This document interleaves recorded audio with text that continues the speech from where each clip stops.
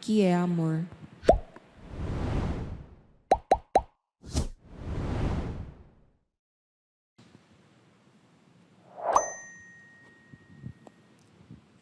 O Senhor esteja convosco. Proclamação do Evangelho de Jesus Cristo, segundo João. Naquele tempo, ao ouvirem as palavras de Jesus, algumas pessoas da multidão diziam: "Este é verdadeiramente o profeta." Outros diziam: "Ele é o Messias." Mas alguns objetavam: "Porventura o Messias virá da Galileia? Não diz a Escritura que o Messias será da descendência de Davi e virá de Belém, povoado de onde era Davi?" Assim houve divisão no meio do povo por causa de Jesus. Alguns queriam prendê-lo, mas ninguém pôs a mão nele. Então os guardas do templo voltaram para os sumos sacerdotes e os fariseus, e estes lhes perguntaram: "Por que não o trouxestes?" Os guardas responderam: "Ninguém jamais falou como este homem." Então os fariseus disseram-lhes: "Também vós vos deixastes enganar? Por acaso algum dos chefes ou dos fariseus acreditou nele? Mas essa gente que não conhece a lei é maldita." Nicodemos, porém, um dos fariseus, aquele que se tinha encontrado com Jesus anteriormente, disse: "Será que a nossa lei julga alguém antes de ouvir e de saber o que ele faz?" Eles responderam: "Também tu és galileu, porventura? Vai estudar e verás que da Galileia não surge profeta." E cada um voltou para a sua casa. Palavra da salvação.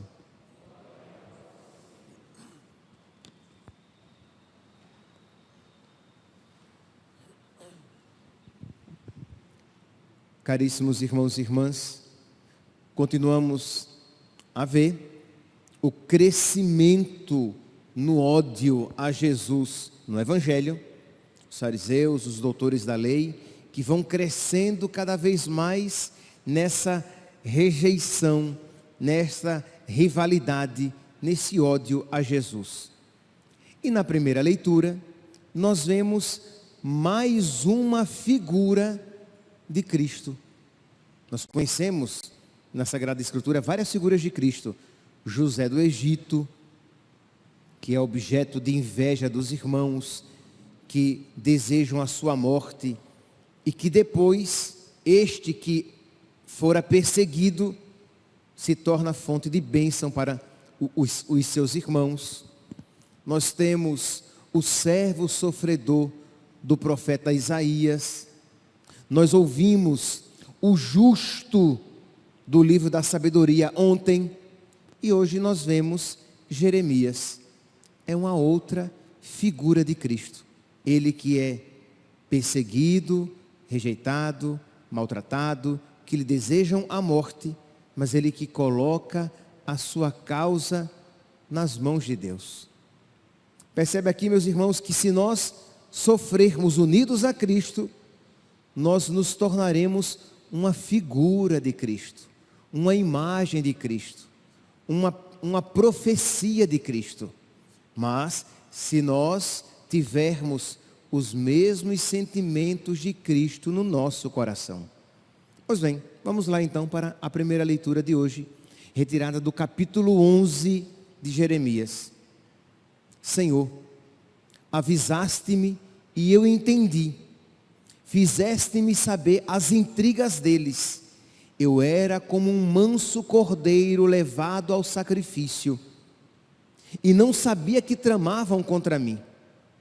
Vamos cortar a árvore em toda a sua força, eliminá-lo do mundo dos vivos, para que seu nome não seja mais lembrado. Então, Jeremias foi enviado para anunciar a sua mensagem a um povo, ao seu povo, e este lhe desejava a própria morte. Ele é uma imagem de Jesus. Mas ele não é uma imagem perfeita. Por quê?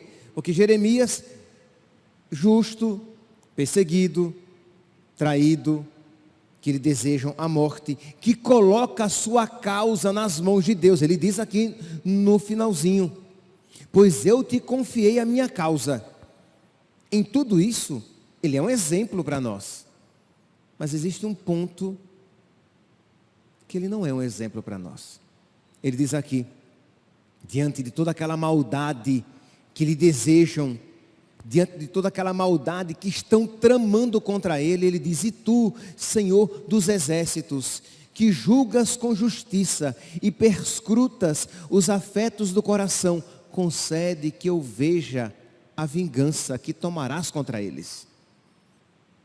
Eu quero justiça, vingança aqui no sentido de justiça. Eu quero que eles paguem pelo mal que eles estão me fazendo. Eu quero que eles paguem pela injustiça que eles estão cometendo contra mim. Eu quero que eles paguem. Entendam, meus santos, não é injustiça, não é maldade o que Jeremias está querendo. Mas não é o que Cristo pediu na cruz. Na cruz, Jesus não disse que eles paguem por tudo que estão me fazendo, mas na cruz, Jesus não só nos perdoa, como nos desculpa. Pai, perdoa-lhes, eles não sabem o que fazem. Percebem aqui, meus irmãos, que em Jesus, essa experiência de Jeremias, ela tem a sua plenitude, a sua perfeição. Jesus invoca o perdão para nós. Pai, perdoa-lhes, eles não sabem o que fazem. Enquanto Jeremias pede justiça, Jesus pede perdão, misericórdia. Meus irmãos, não há como, essa passagem ela nos interpela, ela nos questiona. E nós? Quando somos ofendidos, quando somos injustiçados, quando somos traídos, qual é a nossa atitude espiritual? Nós pedimos justiça, isto é, que ele pague, que ela pague por todo o mal que me fez, que pague duro como osso. Ou você suplica a misericórdia de Deus para aquela pessoa? Meus irmãos, nós participamos da missa, ouvimos a palavra de Deus, recebemos o seu corpo, sangue, alma e divindade, para que tenhamos comunhão com Cristo, para que tenhamos os mesmos sentimentos de Cristo no nosso coração. Mas o perdão não é espontâneo. O perdão não é um sentimento espontâneo. O perdão é uma decisão. O perdão é uma luta. Por quê? Porque dentro de nós, quando somos magoados, quando somos feridos, aquilo fica corroendo dentro de nós. A lembrança daquela maldade que nos foi feita. Quando você não perdoa, de alguma maneira você fica preso ao passado. Aquilo que aquela pessoa me disse, aquela injustiça que me foi cometida. Mas o perdão, meus santos, ele é libertador e curativo. O perdão é um peso, um fardo que você tira dos seus ombros e que você coloca nas mãos de Deus, mas não mais como Jeremias, pedindo justiça, mas entrega nas mãos de Deus, que você sabe que é misericordioso. Que Deus te perdoe, que Deus tenha misericórdia de ti, como eu a suplico para mim. Quando eu perdoo, é porque eu sei que eu necessito de perdão. Isto é, quanto mais consciente você é da sua necessidade de perdão, com mais facilidade você perdoará. Porque você sabe que você necessita também de misericórdia. Você sabe que guardar aquele sentimento, aquela postura no seu coração, fará com que você seja diferente de Jesus. Impedirá você de fazer comunhão com Cristo, porque como é que você com um coração de pedra quer fazer comunhão com o coração de carne? Como é que você com um coração morto quer fazer comunhão com o coração vivo? Como é que você com um coração cheio de doença e de veneno espirituais quer fazer comunhão com o coração cheio de vida, cheio de salvação? Então, meus irmãos, estamos no tempo da Quaresma e precisamos esquadrinhar, perscrutar o nosso coração e procurar. Será que não nutrimos posturas doentias para com os irmãos? E aqui não procure um irmão muito distante. Procure o seu filho, a sua filha, o seu pai, a sua mãe, o seu marido, a sua esposa. Guardar rancor, aquela frase tão conhecida, né? É tomar veneno e esperar que o outro morra. Tem atitude mais louca do que essa? É você quem está se envenenando. É você que está se matando. Se no mundo dos vivos, se no mundo material, só um vivo mata, não é? Nesse mundo que nós conhecemos, só uma pessoa viva pode matar outra. No mundo espiritual, só os mortos matam. Porque para você matar alguém no seu coração, você primeiramente morre. Se você estiver vivo espiritualmente, você não mata ninguém. Você perdoa. Você entrega nas mãos de Deus. Você segue em frente. Mas se você vai matar alguém no seu coração, primeiramente você vai morrer. Então guardar rancor é tomar veneno e esperar que o outro morra. Às vezes o outro nem sabe que você nutre aquela antipatia e aquele desejo de vingança, aquele sentimento de ojeriza para com aquela pessoa. Às vezes ele nem sabe disso, mas você vai envenenando o seu coração, a sua alma, e tornando cada vez mais impenetrável, se tornando cada vez mais impenetrável a graça de Deus. Por quê? Porque você se tornou tão dissemelhante, tão diferente de nosso Senhor.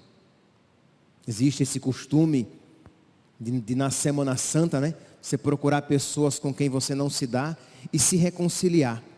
Pois bem, mas não precisa esperar a Semana Santa, que você já comece a se reconciliar com essa pessoa no seu coração. Aí você diz, mas padre, mas eu não consigo, padre, essa pessoa ela é muito difícil, ela me machucou muito. Comece rezando por ela. Comece na sua oração dizendo, Jesus, abençoa fulano. Deus te abençoe, fulano. Que Deus te conceda saúde, paz, alegria. Que Deus te conceda toda sorte de bênçãos e de graças. Ao vir a missa, traga essa pessoa no seu coração e a apresente diante de Deus e diga, Jesus, tenha misericórdia dela. Não leve em consideração toda a maldade que ela me cometeu, que ela cometeu contra mim. Tenha misericórdia dela. Agora imagine, se você assim rezar, quando você chegar diante de Deus e disser, Senhor, tem piedade de mim, porque sou pecador. Você vai obter o perdão com largueza, porque você tem invocado a misericórdia sobre aqueles que machucaram você, sobre aqueles que lhe fizeram o mal. Mas se você nutre toda essa dureza na sua alma, com que coração você vai suplicar misericórdia a nosso Senhor? Com que boca com que alma você vai rezar? Perdoai-nos as nossas ofensas, assim como nós perdoamos a quem nos tem ofendido. Hoje, meus santos, é um dia, neste sábado, dia que nós sempre nos recordamos de Nossa Senhora, que nos perdoou, né? Nós matamos o seu filho e dizemos que ela nos ama muito. E nos aproximamos dela com toda a confiança. Mas nós matamos o seu filho. Mas ela nos perdoou de tal maneira que nós temos toda a confiança de nos aproximar dela. Peçamos que ela nos ensine a perdoar. É a sua sogra? É o seu sogro? É o seu genro? É o seu cunhado? É o seu chefe? Mas que você hoje não saia sem de verdade rezar por aquelas pessoas que passaram pela sua vida e de alguma maneira machucaram o seu coração. Louvado seja nosso Senhor Jesus Cristo. Para sempre seja louvado.